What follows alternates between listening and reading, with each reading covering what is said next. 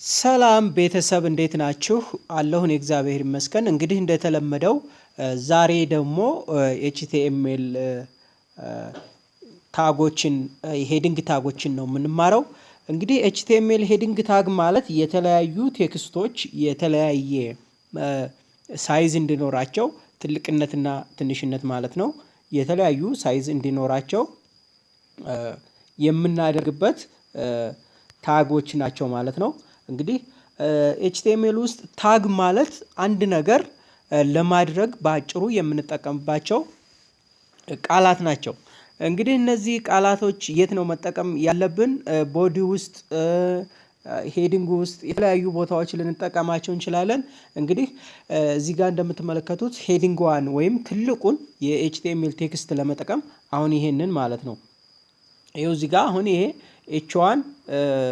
ኤች1 ዊዝ ኒው ሳይዝ በዚህኛው በኒው ሳይዝ ይሄኛው ኤች1 ሄዲንግ የተባለው በምንድነው የተጻፈው መሰላችሁ? ኤች1 በአውቶ ኤችቲኤምኤል ነው የተጻፈው ማለት ነው።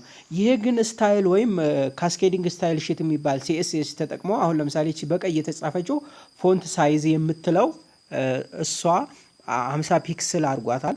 50 ፒክስሏ ነው ማለት ነው። ያ ትልቅ ቴክስት ይሄኛውን ትልቅ ቴክስት የታችኛውን ኤች1 ዊዝ ኒው ሳይዝ የሚለውን የፈጠረው ይህ 50 ፒክስል የሚለውን ለምሳሌ 50 ፒክስል የሚለው ላይ 500 ብናረገው ወይም 10 ብንጨምርበት በጣም ትልቅ ነው የሚሆነው ማለት ነው።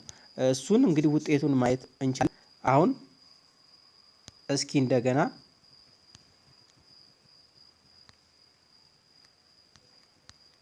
አልታይ ሁሉ አለ ማለት ነው። በጣም ከመሆኑ የተነሳ አልታየን ሁሉ አለ። አውትፑቱ አያችሁት? ይሄን የሚያክል ማለት ነው። 500 ፒክስል ስላደረኩት ኒው ይሄን የሚያክል በጣም ትልቅ ሆነ ማለት ነው። እንግዲህ ይሄንን ምንድነው ልላችሁ የፈለኩት የ500 የሚለው ይሆናል ማለት ሳይሆን አሁን ለምሳሌ እዚህ ጋር ይሄንን አጥፍቼ ለምሳሌ በኒው ሳይዝ አይደለ እየሰራን ያለ ነው። ይሄን አሁን ለምሳሌ 5 ፒክስል ብትሆን ደግሞ አያችኋት? ይቺ ላይን የምታስቸግር ትሆናለች፣ በጣም ቀጫጫ ትሆናለች ማለት ነው። በአጠቃላይ ሄዲንግ ታግ የሚባሉት ኤችቲኤምኤል ውስጥ የተለያዩ ቴክስቶች ትልቅ ትንሽ እንደሆኑ የሚያደርጉ ነገሮች ማለት ነው። ከኤች1 እስከ ኤች6 ድረስ አለ። ማለት ከሄዲንግ 1 እስከ ሄዲንግ 6 ድረስ አሉ። ደረጃ በደረጃ እየወረዱ እያነሱ ይሄዳሉ ማለት ነው። እንግዲህ ኤች1 የሚባለው ታግ ከኤው እንግዲህ እዚህ ጋር እንደምትመለከቱት ዋት ኢዝ ዘ ዲፈረንት ቢትዊን ኤች1 እና ኤች6 ምን ልዩነት አለው ምናምን የሚለው ብዙ እንትኖች አሉ።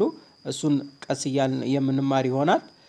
እንግዲህ ይህ የኤችቲኤምኤል ቤዚክ ታጎች ናቸው።